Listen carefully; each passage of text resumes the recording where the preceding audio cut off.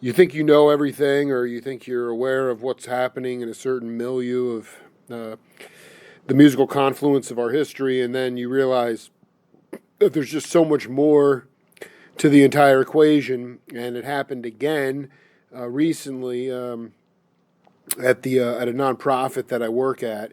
A record came in, a very mercurial record on Bay Records from 1979, and it's an interesting album in that it exudes an electric. It's sort of a fusion of electric and acoustic instrumentation, but these cats are not purists in any way, or they're not snobbists in any way, and they're telling great stories, and they're burning it up with the trap set. And I just sort of was like, well, these are some bad cats. But as I often do, I searched Facebook and plugged in some of these cats' names to see if any of them were still around. And sure enough, my next guest pops right up. And then doing my research, it just blew my mind that this guy was right in the heart and the bastion of the folk movement. Even Dozen Jug Band and Jim Kweskin Jug Band and Dave Van Ronk and Eric Von Schmidt and Tom Rush, and made just incredible albums on prestige folklore, and has done a lot of writing in his own right about music and its significance to our culture. Mitch Greenhill, welcome to the Jake Feinberg Show. Well, thank you, Jake. It's good to hear that. Interesting the way you got in there. I've always been fond of that Storm Coming album on Bay Records. Dude, it's the freaking best, man. I really, my first question for you was the first time that you played with a trap drummer or a drum kit. Mm. No, when was that? Well, because Bill Lee, the legendary Bill Lee, Spike Lee's father, was on one of your first albums, but I wasn't seeing any rhythm accompaniment with that. No, I think Jeff Mulder might have played a little washboard on something or other. Right. But let's see. When I moved to California, first time was 67, 68 or something like that. I did a couple of singles for one of the Mercury Records offshoots. One of them was the song There Ain't No Instant Replay in the Football Game of Life, part of my series on time.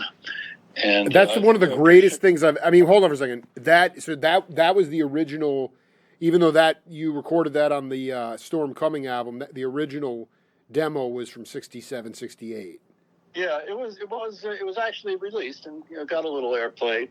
And then actually I did another single, now that I'm thinking about it, for Mercury. I don't know if it ever did get released, called Foggy Tuesday, and the great Jim Gordon was on that session. Wait, what, dude? This is insane. You tell me it was like on Smash or something? I'm trying to think about the subsidiary. Yeah, Smash is what it was. Actually. Unbelievable.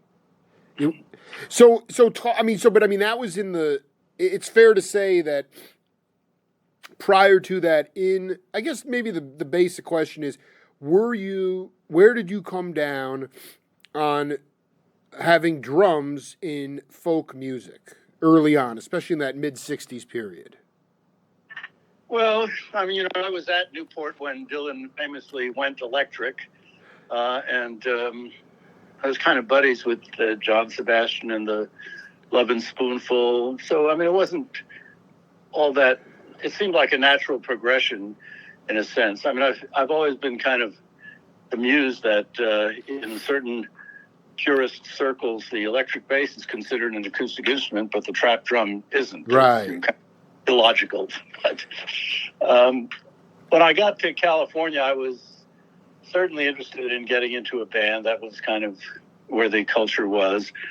I was on a street in San Francisco one day, and I ran into Mark Spolstra, whom I knew a little bit from. Wow. Actually, we had been next-door neighbors, now that I think about it, back in Cambridge. And Mark was working on an album for Columbia, which he was having trouble with, so he invited me down to help him out. So I did the arranging on that album called The Hobo Poet, and there was a good studio drummer on that whose name I've forgotten. And then when Mark and I when the record got released, Mark and I started gigging to support it. That's when we brought in Maine Smith, who's my partner on the Storm Coming album that you referenced. And for a while, we were working as an acoustic trio. And then eventually we acquired bass and drums. I think our first drummer played garbage can lid with pressure. This is the best thing I've ever heard in my life, dude. Unbelievable. So, but I mean, going back to, I'm just trying to look here. Well, first of all, was it Roy Blumenfeld that played drums, or maybe Jim Gordon's listed on this hobo album? Jim Gordon's on the Hobo album? I don't think I was. But Blumenfeld actually rings a bell. I think if Gordon was doing it, I would have remembered that. I think he was probably working on it before I got involved. Right. He was an amazing session drummer. When the one session I do remember with him, he kind of took what I thought was a complete arrangement already, and just by the way he structured his drum part, he made it a better arrangement. It was pretty astonishing stuff. Is there a way for you to go a little bit deeper on that? I find that drummers from that period, and I don't care if they were like, skiffle drummers, people would say that cats like, Billy Kreutzmann from the Dead, they weren't like polished drummers, but they created these multiple parts, not even studio, but a lot of times the drums just took on an added significance of part. It was really part of the ensemble, which is, today, and it's like, oh, the drummer has to hold it down. And I fundamentally believe, and I just want to get your opinion on this, is just the idea that when you were coming up, regardless of whether you played with the drummer or not, everybody was supposed to have their own time feel. People were supposed to keep time for themselves, and that would allow the rhythm section to be freed up and play melodically. And that's more of a jazz aesthetic, but that's not what is happening, unfortunately, in a more conformist music world today. So I just would love you to talk a little bit about what Jim Gordon did to enhance the arrangement. Well, first, let me just say that, if you're an ensemble, everybody should be playing in time, no matter if they're playing the glockenspiel or the drums. And yes, we want to kind of have the same sense of time. These New Orleans drummers are famous for playing just a little bit behind the center of the beat. I mean, in a sense, you can get philosophical and say, is the center of the beat even possible to find? You're always going to be a fraction one way or the other. That's right. In Jim's case, I mean, I haven't listened to this cut in a while, but the way I remember it is there was a bridge, I think, and Jim chose to play the bridge in halftime. So he was going along ducka, chucka, ducka, chucka, and then when the bridge came, he went ducka, ducka, chucka, ducka, ducka, ducka, chucka, ducka, and that just we all kind of got with that, the rest of the band, and it created a shape to the arrangement that it hadn't had before. Kind of coincidentally, I was just last weekend or the weekend before last, I was playing at Merlefest in North Carolina. Yeah. And I was asked to do a song on a session called the Doc Watson 100th Birthday Jam, the Kruger Brothers hosted.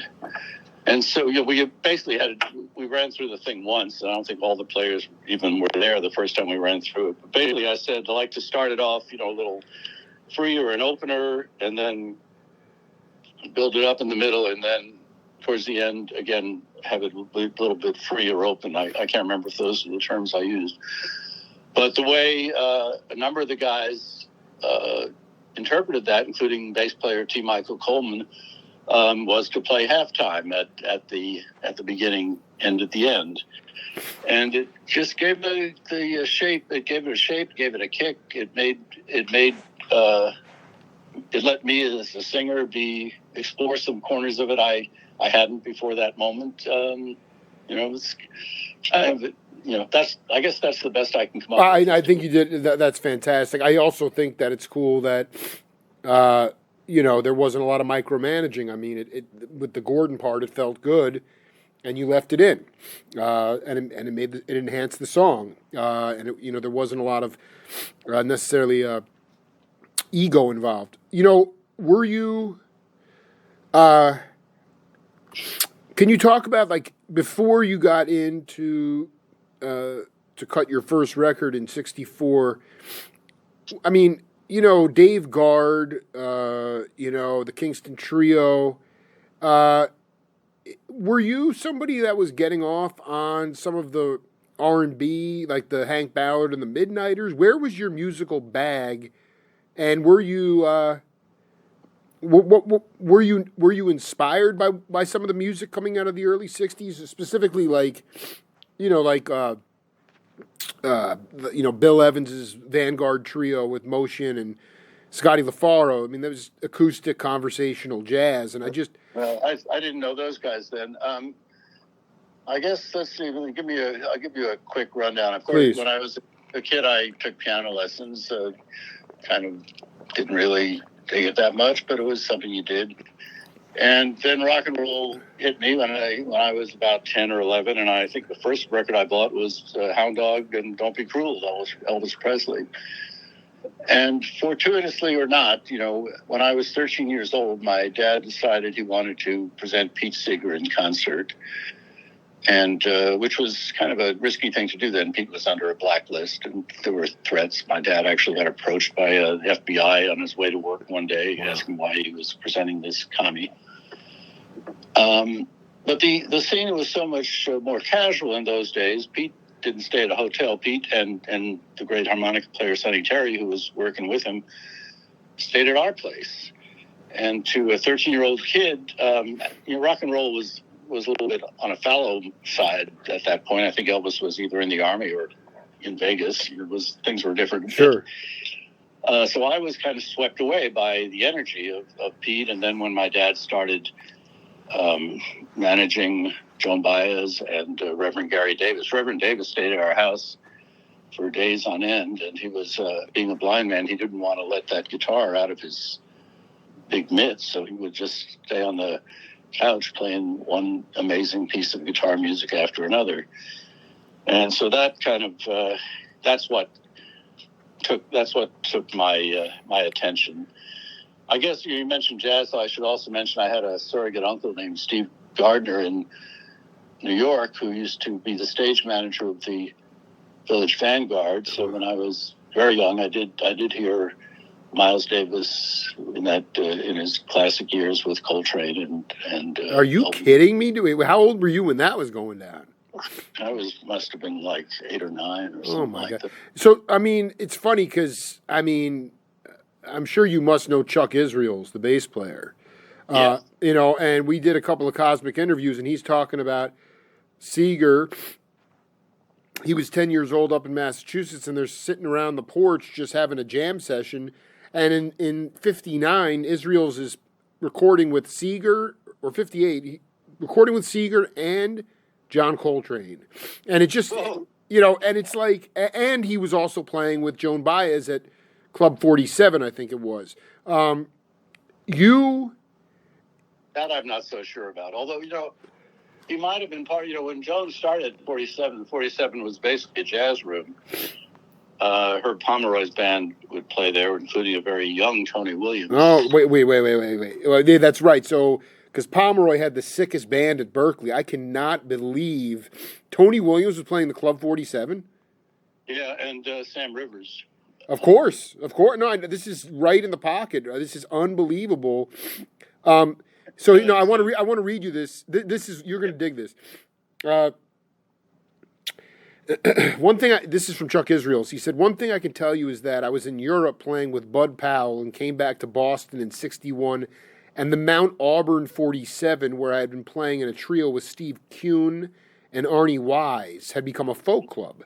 There was this beautiful young woman playing guitar and singing. She sang so well, and she played the guitar so well, and she was such a beautiful storyteller in her singing, and drop-dead gorgeous and super smart that I got up there and played the bass with her because it was the most musical thing available to me. I never got paid for that. I just played with her. That woman was Joan Baez." That's interesting. I spent a lot of time at the 47 in those years, but I don't remember Israel. But well, no, clearly this was a one-off kind of thing. I mean, But So, what happened with the 47? I don't know. Maybe it was open 6 nights a week, and 4 of them were jazz, and then one night a week was Baez, and another night of the week was Eric von Schmidt, and gradually the folk music turned out to be popular with the young crowd, and I was right in the middle of Harvard College. absolutely. And especially Jones stuff, there people would line up around the block. So eventually, it became mostly folk music. It was a wonderful place to learn music. I especially miss the and we lost this when I moved to Harvard Square. It used to have a basement that was as big as the entire upstairs room, and that's where a lot of ideas just got swapped, and that's where I learned a lot in the basement of the Club 47. So can you talk about a specific swapping that an idea that has stayed with you for your whole career? Well, I opened a couple of shows with shared the bill with Tim Hardin, and he was. Oh man. He had really an R&B approach to acoustic music and to folk music, and that was kind of there was a lot of just getting permission to explore things. I get it. Yeah, right. A place where it was it's one of the differences between the Boston scene and the New York scene was that in New York, if you were playing, I don't know, the Village Gate or the what's the one that was downstairs in McDougal Street? I blanked it out. Gertie's Folk City or something?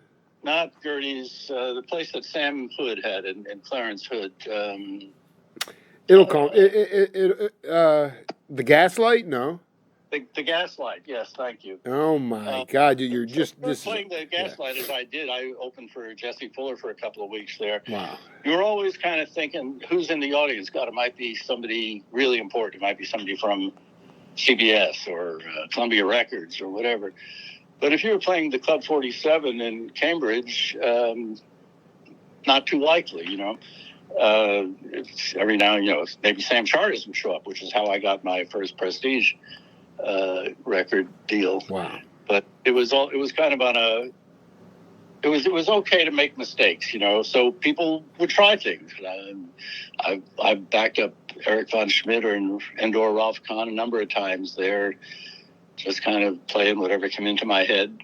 And, there's a freedom to that. It's over the years, I've run across a few places like that. With in my California Northern rock and roll days, there was a place called Uncle Sam's in Sebastopol, California, where I felt that kind of freedom. And then when I started composing some music for theater, the Mark Taper Forum had a lab under the John Anson Ford Theater where, they'd try out ideas that might make it to the main stage eventually. A couple did, a number of them did. And that was another place where I was learning how to be a sound designer and write for theater. It's kind of rare, and I kind of miss them. Well, I mean, you're pretty profound. So I want to go back because the Boston scene, there were more. It was not as puritanical as New York. I mean, only because my 5th book just came out, and in my interview with Jorma Kaukonen was in it, and he talked about, he was obsessed with the Reverend Gary Davis, but he didn't necessarily play like him, and it was like there was a pecking order. He said, I was present in the New York folk scene, but I was a complete non-entity. I was there in the era of No Direction Home, Martin Scorsese's No Direction Home, fresh out of Ohio. I was hanging out with Ian Buchanan one day, and he went, excuse me, I'm going over to Dave Van Ronk's house to play poker. Would you like to come? I said, of course I'd like to come. He told me, that's fine, but you have to sit in the corner and not say a word. That's what I did. And, it was like, know your place, or even you were judged if you weren't playing it stylistically the exact same way. And I just wonder if that you had more freedom in Cambridge and Boston, if that was the difference between those two scenes. Well, actually, I might see it kind of the opposite. Right I on. think in Cambridge, we tended to be a little snooty about being pure, and having the I don't know, the arcane information, the secret information, the secret sauce. The Van Ronk story doesn't comport at all with my experience with Dave. I always found Dave very encouraging and very open to new people and to new ideas. The poker game does ring a bell. I think I might have told this story in my book. Dave used to be the host of the open mic nights, the hoot nights at the Gaslight, and so that would take place. The Gaslight was in the cellar level of this building on McDougal Street. On the ground level was the bar, the Kettle of Fish, which was the scene of some very kind of arguments, political arguments and musical arguments that were very heated. It became a blood sport of sorts. Jeez. And, with some very smart people, with Dylan and Albert Grossman and Phil Oakes, people who were, that I found intimidating. And just as far as the intellectual jousting kind of thing. Yeah. I mean, if you expressed a point of view in that crowd, you better be able to back it up. That was the Kettle of Fish, and then there was that. Yeah. Fish. And then this on the second floor was the poker game, and Dave when he was hosting the open mic nights, he was also running this poker game or participating in this poker game, and the word was that when he had a bad head, he would say, you had to go downstairs and introduce somebody on the hoot night. And then on the third floor is where he and Terry Thal lived. It was kind of a whole little ecosystem of their own there. So when was Sam Charters? When did he first lay eyes on you? How did that come about? Yeah, I think I said it was the 47, but now that I think about it, I was playing a gig in Brandeis. Brandeis had a coffee house, a musical coffee house called Chumley's. And I'm sure I must have known Sam was there, and I kind of treated it as an audition, I guess. And I guess I played pretty well that night and didn't embarrass myself. And I think he spent the night at my place, and he offered me a record. And I think I wound up spending the night at his place when I was recording. It was just so informal back in those days. And went down to New York to make the recording. And that's the one that you mentioned Bill Lee is on. I think it's just me and Bill, right? Yeah, I think Moldauer plays something on there too. I got to look that. But no, There was a second album in which Jeff and Fritz Richmond played with, and Jeff Gutchin, the piano player who I was working with, and all played. That's an instrumental album. That's the one I need to get my hands on, man. That all instrumental. What's interesting though is, did you go to? Because I've never got a copy of that first album with Bill. Did you record that at Rudy Van Gelder's studio? No, I wouldn't remember that. I think no, but I mean it was on Prestige. That's all. The only reason I ask, Oh right. Yeah. No, it was someplace in Midtown. I can't remember where it was. Those two Prestige albums were subsequently released on Fantasy as a twofer. Beautiful. And I'll be beautiful. It's a CD. I'll be happy to send you a copy. Oh, thank you, man. Sure. Appreciate your interest. Well, no, what I'm curious about? Not having a trap set. I would love you to talk about how, especially the first session, how it was mic'd. Like, did they just drop a mic in the middle of the room? You know, to me, You're talking about the Storm Coming album? yeah. No. I'm talking about the first Prestige album. Oh. You know, I hardly paid attention to that stuff. Then, you know, I figured that was. Hang on a second. Sure. I figured that was, you know, was somebody else's problem. Although I remember by the second one, I do remember spending some time getting the sound of Fritz Richmond's washtub bass right and being kind of proud of it once it got sounding good. That's the first time I can remember, you know, being aware of the difference between recorded sound and live sound. I was just basically interested in playing.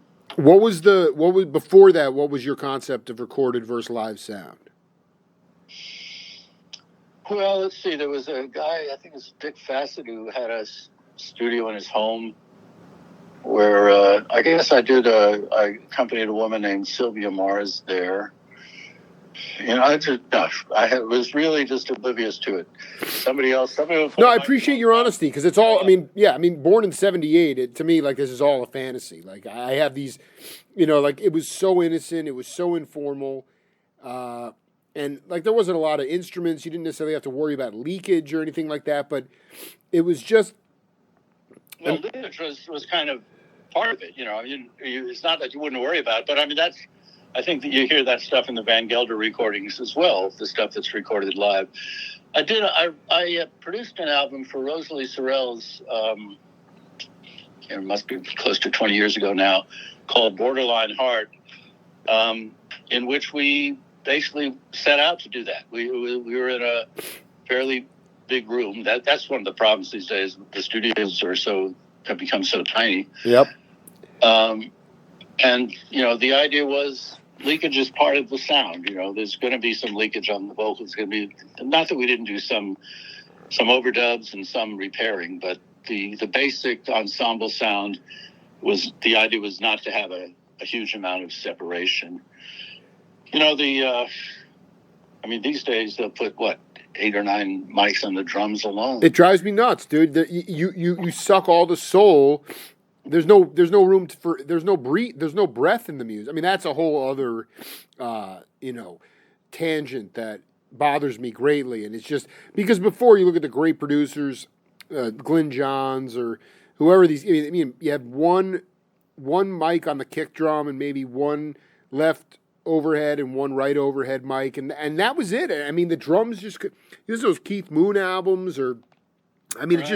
it just breathes. And I guess I mean, were you somebody who, when do you think you sort of, you know, Jim Keltner, who's a dear friend, I've done a bunch of interviews with him. I mean, he openly admits being a jazz snob in the 60s. That's all he wanted to play. He just wanted to be Philly Joe Jones. He was starving to death, but, you know, eventually he started a family and had to go into the studios. But there was a period of time where it had to be the pinnacle of that music that we've been talking about, that burning jazz music. And like, when you moved out to California, I'm just curious about when you kind of, I don't want to say surrendered, but just sort of opened up to things that maybe you were a bit snobby about in your earlier years in Cambridge. Yeah, well, actually, I remember when I was very young when the Weavers put out an album and Fred Hellman had brought a trumpet player in to play on one of the tunes, and it was like, what? What is that? By the time, when I did that, the instant replay single for Smash, I guess it was, that's when I started paying attention to the studio and what could go on in there and enjoying it and thinking I could, that I could do good work in it. You know, I guess you're interested in the drums, so I'll tell the story about how those drum tracks happened on Storm Coming Out. Please, man, because dude, this cat Scott Matthews is killing it on there. Oh, he's great. You know, I think he was Jenny Moldor's boyfriend at the time, and I think he had worked on a Jeff Moldor album. That's how I think I got to know him. This is so classic, my God. And but this was, the Storm Coming album happened. It took a long time. I think we must have spent 8 or 9 months on the thing. And the first thing we did was Scott. I mean, basically it was Scott, and I think Stuart Brotman might have been playing some bass, but I think eventually Stuart was an upright player, and I think eventually I redid most of his parts on electric. Yeah, you're right. It says double bass Brotman, electric bass Mitch. Yeah. Yep. And so we sang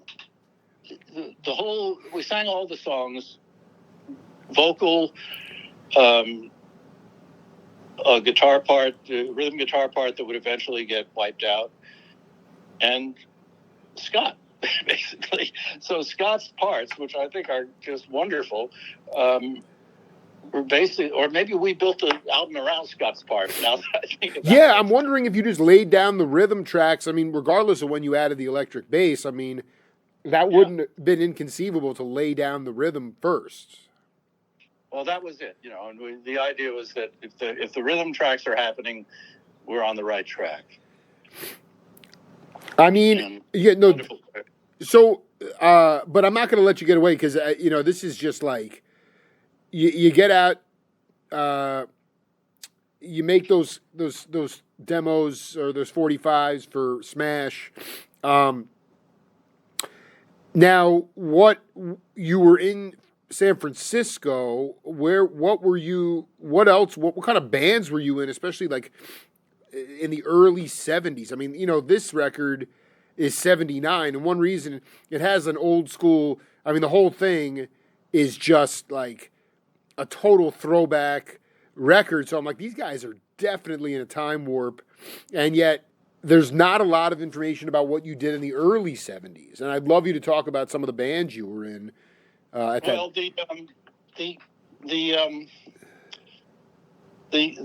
partnership with Maine Smith grew out of a band that we were in called The Frontier. And The Frontier never actually released an album, although we did record, we did back up Rosalie Sorrells on her album, Traveling Lady. However, Maine and I, a few years ago, put together various recordings, demos, and live recordings of The Frontier, which is now available to a select group of people, and I'll be happy to. Yo, man, I need to hear that. Dude, The Frontier, man. How did that, where did you guys start?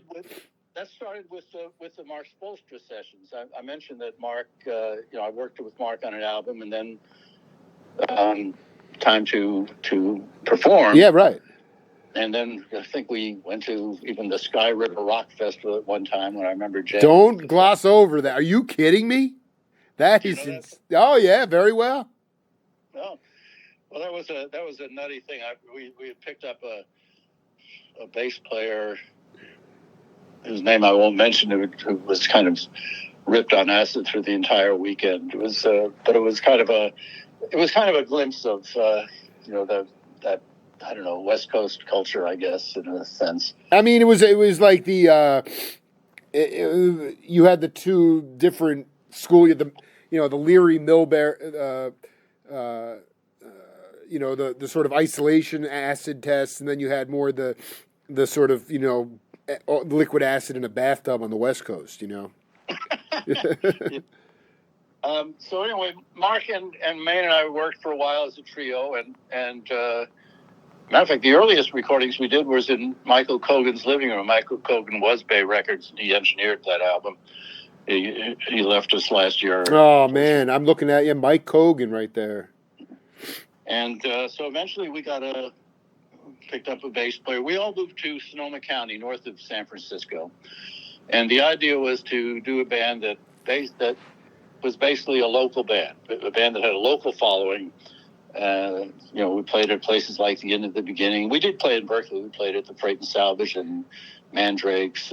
Dude, this is so badass. First of all, I'm looking at this Rosalie Sorrells, Lee Poundstone on electric bass, cat named Willow Scarlett. I think that's Will Scarlett on harmonica. I could be wrong about it. Will Scarlett. Yeah, Will Scarlett. He was in Hot Tuna, speaking of Yorma. Maine Smith on steel. Mitch Greenhill, acoustic and electric, and Michael Woodward on drums. Right. Well, that was the band we eventually wound up with. We started off with a different bass player and a drummer, and eventually wound up with Lee Poundstone, the sage of the brush. He was a Texas blues guy. He and I had a lot of a background in common. He had, including a relationship with Lightning Hopkins. Wow. And Woodward was a local guy from San Francisco. He's Poundstone died a few months ago. Woodward is hunkered down in Abilene, Texas. Oh my! Woodward is hunkering down, man. That dude. I mean, he was a Bay Area guy, and I've never heard of that cat, man. Who's that? Well, I mean, I know most of the classic drummers that came out of the San Francisco area. And that name doesn't ring a bell, man. I can't believe he's. Well, he was from Santa Rosa. He was a Sonoma County guy. Sure. And that's where we picked him up, and that was probably the first drummer that I had a long relationship with. We were very very devoted to that band. We would be playing most weekends, and if we weren't playing, we'd be recording. We'd be rehearsing on Wednesday and Thursday. I think Monday and Tuesday were our days off.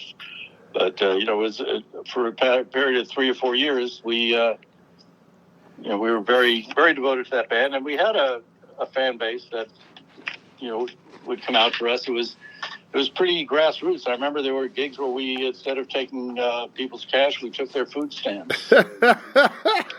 This is, dude, and I love that you're living on the cheap in Sonoma County, which is just unheard of today. Oh yeah. Well, I was once offered a house in this town of Kamika where I lived for I think it was $4,000 or something like that, and I couldn't have, but it needed a new roof, so I had to pass. Did you? So the Frontier, it was an electric group. Is that fair to say? Electric and acoustic. We never totally got rid of our acoustic end. And sometimes we'd have gigs that really valued the acoustic thing. Like there was one time when we we were almost part of a course at the University of California, I guess. I think Sam Hinton had created the course, which was supposed to be about, it was supposed to follow folk music from its early days to contemporary times, and we were the contemporary element. And we leaned on the acoustic stuff at that time. I mean, it's a shame that the technology wasn't up to what we were doing. It was always a challenge to try to get the acoustic instruments over the electric bass and the drums. Nowadays, it's impossible. Yeah. So you were on par with were you playing like the New Orleans house? I mean, you mentioned Mandrakes. We played the New Orleans house, and plenty of times. Yeah. As a matter of fact, it was when the band broke up, we had one more gig left at the New Orleans house. Maybe it wasn't our last gig, but it was one of our last gigs. And I can't remember the woman who was the proprietor. She had offered us a wedding gig for the Sunday. We were playing Friday, Saturday. The wedding gig was on Saturday afternoon. And everybody in the band forgot about it, except me. I kind of woke up Saturday morning and said, "Oh shit, where's we have a wedding to do," and I couldn't. Nobody had a cell phone. I didn't know where anybody was, so I just kind of was pondering. I'm walking down Telegraph Avenue, and I look up, and there's Taj Mahal, whom I knew from Boston days. Matter of fact, when he used to come around to see Jesse Fuller when my dad was repping Jesse. And so I lured him over there. Taj and I played the wedding.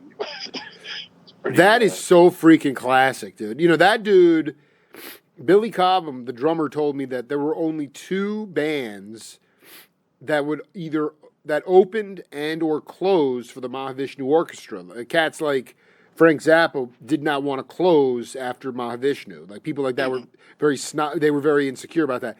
There were only 2 bands that opened and closed. One was Edgar Winter's White Trash, and the other, Solo Dobro Taj Mahal, telling stories. Oh, unbelievable. Gosh. I mean, national steel guitar, I imagine. Yeah. I mean, it was just you can't really. So Did you have some momentum? I mean, it's funny because not that I'm not comparing you to the Fourth Way, which was with Mike Knock and Ron McClure, Michael White, and but a lot of those guys, a lot of those cats wound up with getting record deals. I mean, you guys were how close did you actually get? We actually got offered a record deal that we turned down. We were kind of dumb country kids at the time. I don't know what I don't know why we didn't go farther. Maybe we weren't good enough, or maybe we weren't smart enough. But we didn't. We had our moment a few years there, and actually we still. When I go back to Sonoma County, I played a gig there last month, as a matter of fact. Oh, you did? It was like old times. A lot of the old timers came back. One of the L's on my show is leadership, and I just wanted you to talk about your father. You've mentioned a couple of times. What made him a great leader? I guess ultimately, why did so many of these luminary cats feel loyalty to your father? Well, he was honest, for one thing, and he was very devoted to their welfare. One of the things that I miss about my dad was his openness to. He was the type of guy who felt that at any moment he'd meet somebody who was going to provide an answer to a question he didn't even know he had. I remember a few weeks before he died, we were at the Folk Alliance gathering at a hotel in Washington, and I kind of wandered through the lobby, and there was my dad, already suffering from leukemia and kind of not having to have a couple of blood transfusions a week, and he was there listening to this rather ordinary kind of look at your shoes bluegrass band, just lapping it up as if Oh man, it was worth his undivided attention, and that's something I really admire and wish that I could cultivate more myself. It's sort of like be here now in the moment kind of thing, regardless of what else is going on in your life. Yeah. How did he wind up? I mean, the idea was that it wasn't. I guess what I'm trying to get across is that it wasn't judgmental. It was more open. It's not. He wouldn't listen to something and say, "Oh, well, that's not as good as such and such." Most of the time, but that's what I cannot stay. It's always this competition thing. It's like who's better. It's like there is no better. Which actually reminds me of a story. Go ahead. You're obviously interested in drummers. The Automat. Oh dear! Oh, I need to hear about this. Yeah, I know the Automat. Yeah. In New York, they used to have some music sessions. I heard Pete Seeger there once, and once they had a drum contest between Ginger Baker and Elvin Jones. Oh my God! It was pretty. Oh, that's so classic, dude. Wait, you were there for that? Oh yeah, I wouldn't have missed it. Oh my God! They're both of them very flashy. I think Elvin, kind of wore the flashier clothes. Baker did the flashier drum stuff. Yeah, I mean, Elvin was just like pure sheets of sound. Ginger was definitely more of like a flashy. I'm not gonna say he was chops driven dude, but yeah, I mean that. Can you? I just for somebody like myself, they are deep in my soul, even though I never met them.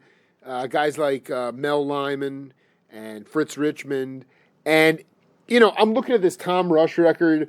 I'm listening to it, and it's just him and Fritz on a washtub bass. Like, how prevalent was it that cats were like running around Cambridge and or even New York with washtub basses? Like that to me is just like the most surreal thing in the world.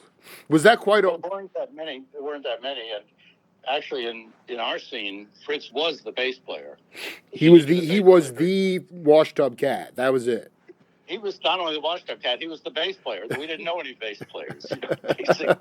I take it back. Everett Lilly eventually showed up and could actually play an upright bass. Fritz has this story about how he got into washtub bass when he was in the Army, and he somehow hooked up. He was a very, hands-on cat. He fixed up my Volkswagen band. Right, he was very could build things, fix things. And so he put a wire on a big Quonset hut when he was in the Army and started playing that, and fell in love with the sound. So I'm sorry, who was the upright player that eventually came into the? I missed that name. Everett Lilly. Are you familiar with the Lilly brothers? Absolutely. Wait, is he still with us? Well, Everett is. Everett was B. Lilly's son. Wow. B and his brother are gone. But that was a great little scene there. They used to play every night at the Hillbilly Ranch downtown, mostly for drunken sailors who were on leave in Boston Harbor. Bill Keith, was. Dude, the telepathy's insane because I was just going to ask you about my dear late friend, Bill Keith, who used to play at that venue, Hillbilly Ranch. Well, when Bill was in college, he was always a gifted banjo player, but he was learning the banjo, and one of the people he emulated was Don Stover, who played with the Lilly Brothers at Hillbilly Ranch. So, and Bill every weekend would come to Boston. Amherst is, like about 80, 90 miles away. But during the week, he was, on his studies at Amherst. But in order to help his banjo playing along, he would call up the Hillbilly Ranch, their payphone in the main room, and ask for Bill Keith. And he said somebody would say, "Oh, I'll see if he's here," and leave the phone there and go look for Bill Keith for a few minutes, and that's the way Bill could hear a little of Don Stover's banjo playing. Oh my God, dude! He didn't tell me that. He did talk about Stover. Dude, that man was he playing pedal steel at that point too, or no? No. Well, I do remember his first pedal steel. I left Cambridge in '67. So, yeah, it was after not while he was in college.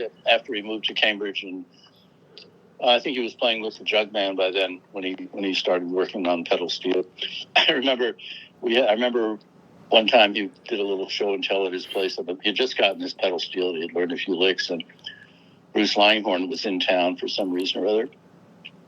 And Bruce, tried his hand at the thing, and he said, I'm used to being able to sit down at a string instrument and make something happen, but this one is a little bit too complicated for me. Wow. Yeah. No, Duke Ellington lost his mind when he saw the Queskin Jug Band at the Troubadour and was just fascinated with the way Bill Keith played that thing. Would you say that, so many of my friends now, if they're playing original music in a band, the only way you're going to sing for your supper is by relentless road dogging and selling merchandise at the gigs. You don't get paid for the gigs a lot. Hopefully you get a hotel. And the long and the short of it is you got to be on the road for at least 3 weeks to a month in order to sell enough merchandise to actually take home some dough. Did you ever have a road dog experience in your life? Well, Frontier did tour up and down the West Coast. We would go as far as north as Seattle and far down as San Diego a few times. I think we usually crashed at people's houses, as I recall. Oh, no, I remember once we had a gig up in the Sierras, and we had a motel for us. I didn't go out for months at a time like you're talking. When Maine and I put out that Storm Coming album, we toured the East Coast. We played the Bitter End and the 47 and a few places back there. When I was on the road with Jackie Washington, we would do some Midwest stuff, and the gigs were longer then. You'd go to Detroit and play a couple of weeks. You'd go to Philadelphia and play a couple of weeks. It wasn't like a bunch of one-nighters. And then Maine and I did a couple of tours of Britain, and a few gigs in Italy that were pretty fun. When was the Jackie Washington thing? That just kind of blew my mind there. I was in Jackie's band, or Jack Landrone, as he is now known. Oh, geez, pretty early on. I mean, like 63, 62? Well, the story. The story goes that Jack and some of his friends from Roxbury, all of them middle class Puerto Ricans dressed in suits and ties, heard that there was. They heard about this folk music world, and they heard that there were loose women there. Some of them didn't even wear brassieres. So they went down to check it out at the Golden Vanity, and they sat there, listened to music. They ordered some tea, which they're used to. They're used to getting it for $2 a gallon at the A&P. Right. It turns out this was lapsang souchong or stuff like that. Yeah, right. Class. So when the bill came, they were a little mortified that they didn't have money to cover it. But it turned out if you sang there, it was free. So Jack got up and he borrowed a guitar and he sang a few what his family thought was folk songs, a couple of Puerto Rican songs, some stuff from the islands, maybe calypso stuff. Sure. And my dad was in the audience, and Jack has a way of commanding a room, and he's a charismatic performer, which my dad recognized. And, so, this guy can, play it. If nothing else, he'll play some school assemblies and bar mitzvahs and weddings and stuff like that. So he says, I'd like to work with you, but the one thing, you got to do something about your guitar playing. And Jack says, yeah, I know. I never played a 6-string guitar. I only played a ukulele. And so my dad says, don't worry, my son will teach you. And so at, I guess I must have been 16, which would make it 1960. I found myself traipsing through Jack's, the catacombs of the apartment house that Jack lived in the south end of Boston. And wow.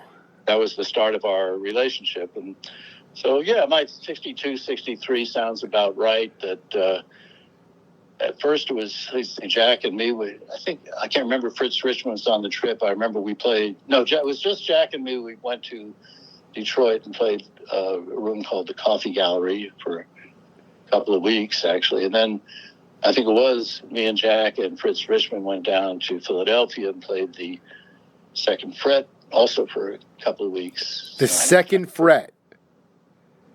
Yeah. Do you know that room? I've never because I haven't heard of that one. The one in Detroit. I was just going back over my interview with the late Gordon Lightfoot, and he played there. Oh yeah, it was the place to play in a sense. It was Svi Vaktel is an Israeli guy who thought that we spoke funny. We thought he spoke funny. You and Richmond and Jack at the Second Fret in Philly for 2 weeks. I mean, that to me, you guys didn't break out an old. You didn't record your gigs, did you? No, who knew about that stuff? I did get my guitar down there, though. I had a Gibson L1 that was my main squeeze for quite a few years. I still have it now. These days I have it tuned to a high-strung guitar. And then, do you know Jerry Ricks? Does that name ring a bell to you? Does not. Jerry was a wonderful blues player who eventually moved to Europe, Austria, I think, and developed quite a following there. He was the dishwasher at the Second Fret, and I wound up staying at his place for a while. Then Doc used to stay with him too, Doc Watson, when he came to Philly. It was interesting time. If I knew it was important, I would have paid more attention. I know, man, but it's always like that. One final question in set one for Mitch Greenhill, just absolutely. One of my favorite interviews of this calendar year. I've interviewed enough. Chuck Israels is one, and there were other cats who idolized him and knew him, and he was vilified for a lot of bogus reasons. But if there was one or a couple of things that Pete Seeger brought to the table that our society, civilization, desperately needs, not the. I don't need to hear about the political bents or anything like that. But I mean, people said everyone to a man says he was a man of the people. And I just wonder, even though you weren't his peer, what are some things that are most needed by, that Pete could offer to, sentient beings today in order to keep us at least, above water for a little bit of time? Funny, I talk about, I have a couple of Pete stories in my book. This book is called Raised by Musical Mavericks. And it's structured so that each chapter is a different year of my formative years, starting like when I was 13 or maybe even earlier. And each chapter introduces a musical mentor and a lesson learned. And the one on Pete, I mentioned that my dad put him on a concert. He stayed at the house. Well, the afternoon of his concert, he's playing at Jordan Hall or Symphony Hall that night. He decides to take me ice skating. So, in Boston, at least back then, it wasn't a rink, an ice skating rink. Basically, when the weather got cold, the fire department just opened a fire hydrant, or maybe it wasn't even the fire department, and just froze some low-lying. Oh, the innocent times. So I just remember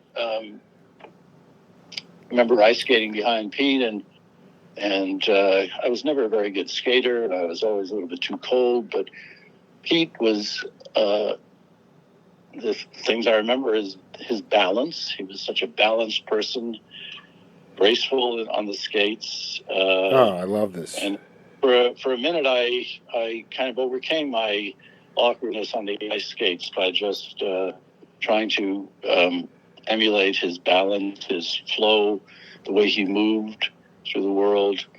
So I don't know if that's a direct answer to your No, it's question, perfect, man. It's absolutely, it's totally exactly what I wanted to hear. I mean, the man just exuded like a Taoist quality of true grace, balance, and cultivation in his music and obviously in his ice skating as well.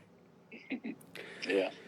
Anyway, Mitch, let's be in touch, man. I'd love to do set 2 with you. Let this breathe for a minute. I'll send you my address, and I'd love to get in touch with a couple of cats if they're still around, like Maine, Maine is still around. Matter of fact, he sat in with me at the gig that I did in Berkeley a few weeks ago. But he's a few years older than me, and he's slowing down quite a bit. So if you want to talk to me, better hit it. I'll get you a few cats, but I cannot thank you enough for opening a new portal into a musical realm. Like I said, I interviewed Queskin, Maria, Grisman multiple times. He's a dear friend. Richard Green, Bill Keith. I thought I got to them all, and then all of a sudden I'm like, Mitch Greenhill on Prestige Folklore? Are you kidding me? Anyway, it all started with Storm Coming, man. So thank you so much for taking the time. I'm happy to. I'll be happy to send you the CDs. Are you interested in the book as well? Absolutely, man. Okay, send me your address. Appreciate your interest and fun talking to you. All right, Mitch. Take it easy, man. Take care. All right, bye-bye.